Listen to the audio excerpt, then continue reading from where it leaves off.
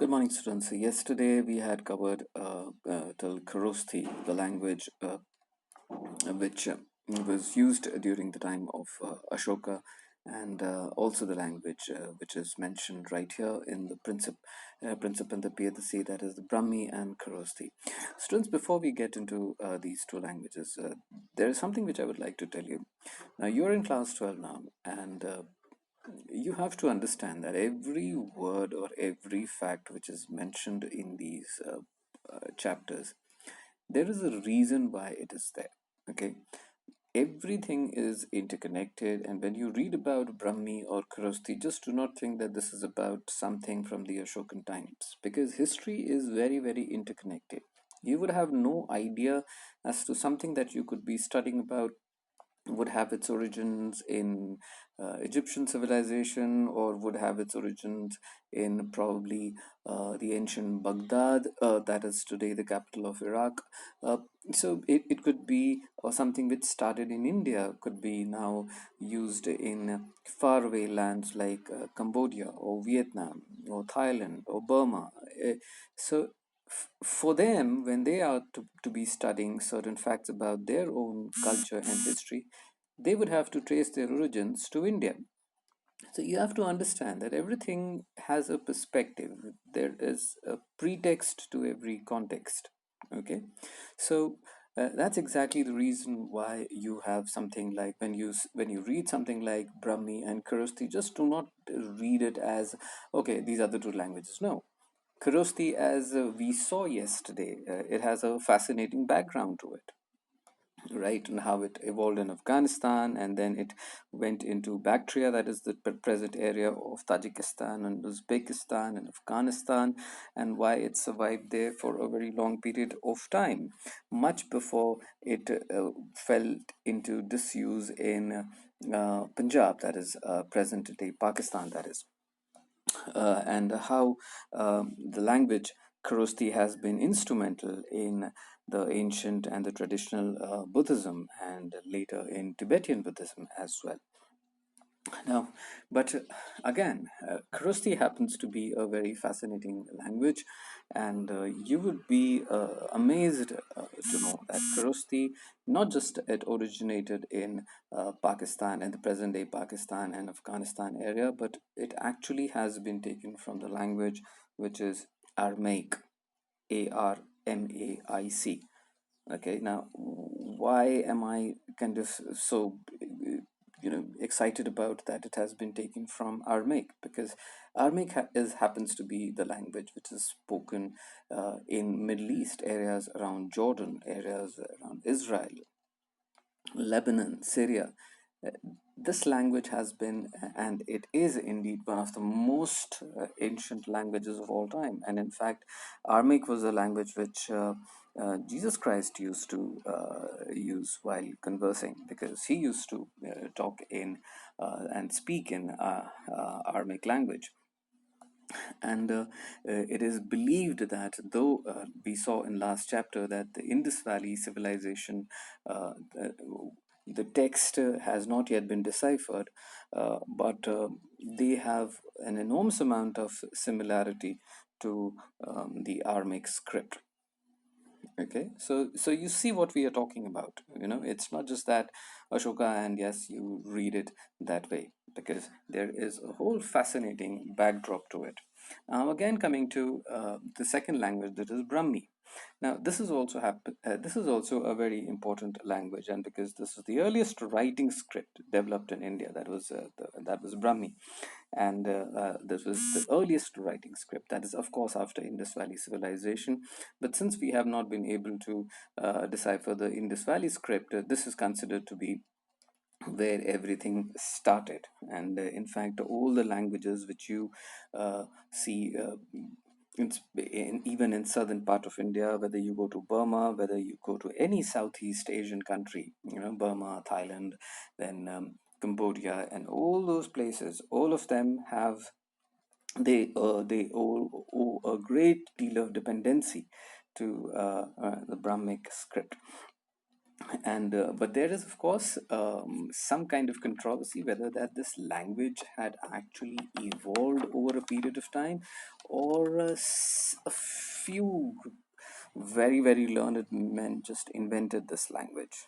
Okay, so this is something because which is not very certain. And let me tell you one very interesting thing about this Brahmi language in our previous chapters, and that's how a history is interconnected. Now, in a previous chapter, we were talking about the reasons why Indus Valley could a civilization could have disappeared. The civilization why it could have just it just went off from the pages of history.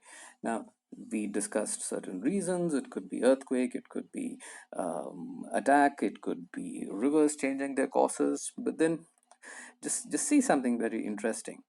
Brahmi script, though found to be in the northwestern part of India, where used by Ashoka, and Brahmi script has, there have been potteries, there have been graffiti, which with Brahmi script right in the southern part of India. In Tamil Nadu, you find things written in Brahmi script. I think about 10-15 years ago, in excavations in Sri Lanka, they found some pottery which had a Brahmi script, right? So giving a credence to this theory for a lot of historians and archaeologists, that the Indus Valley people were actually pushed by the pure Aryans or the Indo-Aryans who came from Central Asia and then pushed the people of Indus Valley down south, and that's how these languages would have reached as far as Tamil Nadu, and in fact as far as Sri Lanka. Okay, now yes, the earliest states.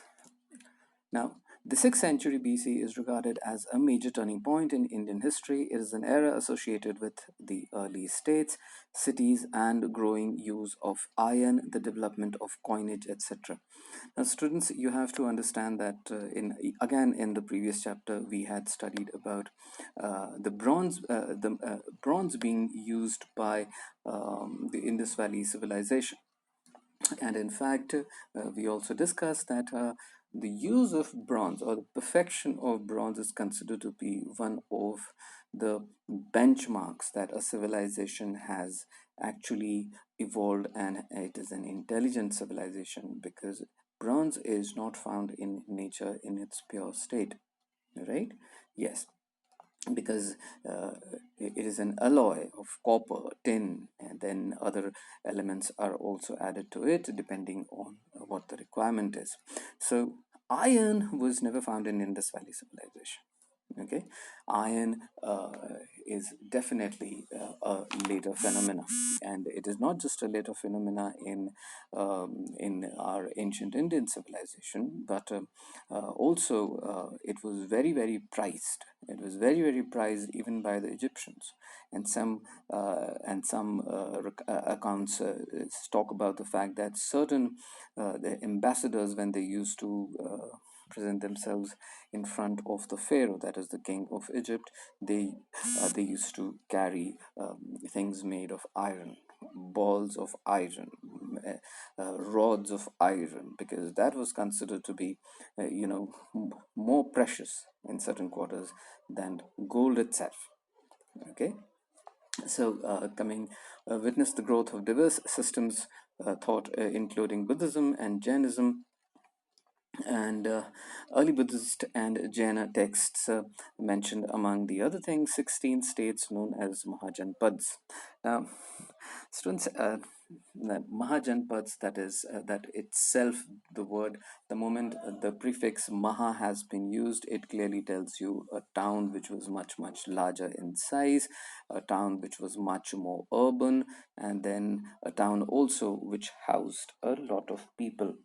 Okay, and uh, some of the very and these Mahajanpads find mentioned, most of them, in the Jain texts, the Buddhist texts, the Ramayana, the Mahabharata, all of them actually. from right till the Vedic times. Although the lists vary, some names such as Vaji, Magad, Koshala. Okay, now we have an option again, students. We can just go through and skirt through these names, but it would be better if we pause and see what these places are currently in India. Okay, now coming to Vaji. Now, where is Vaji? Vaji is Mithila, simple. Like these days you're watching Ramayan.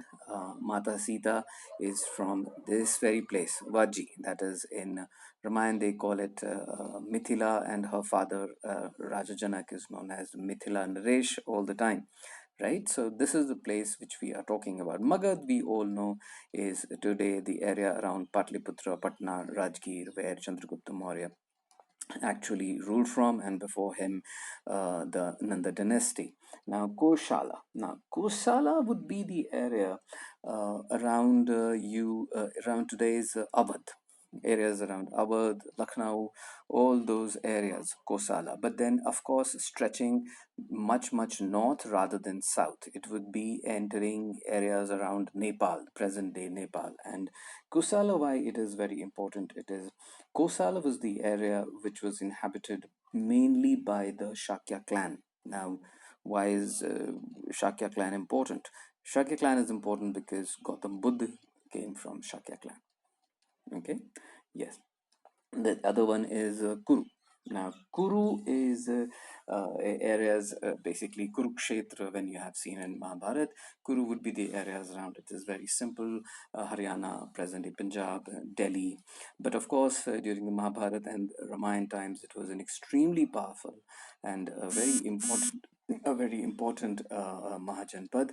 But gradually, by around 200 BC, it lost most of its prominence. Then Panchal. Now, Panchal would be the areas around present western Uttar Pradesh, areas around Bareilly, and but again, Bareilly moving towards north and entering into most of the Nepal side. Okay, and that is Kannauj and these kind of places. And then Panchal and Gandhar, we had already seen in the last video that Gandhar would be about Afghanistan, where Mama Shakuni came from, and Avanti occur frequently. Now, Avanti would be Madhya Pradesh. Okay, Avanti would be Madhya Pradesh, areas around Malwa. Okay, but there was something very unique about Avanti, was that it had two capitals. Okay, the northern capital was Ujjain, which is even there today in Madhya Pradesh. Okay, now what was the southern capital? Southern capital was Maheshmati, and that's that I does it ring a bell? Maheshmati, the capital, the southern capital of Avanti. It should, because all of us watched this blockbuster. What was the name of that movie? Bahubali. If you remember, the capital, they were the rulers of, Bahubali. The whole movie was about Mahendra Bahubali and all these Bahubalis. Their capital was what? It was Maheshmati. Okay, so we shall continue after this. Thank you. So these things are important, guys. Okay, it is these things are not mentioned just for the sake of, they had to fill up certain things. No, these history, if you have taken history, consider it as an eye opener. It's a fascinating subject. Okay, just keep your eyes open, and that's it. Thank you.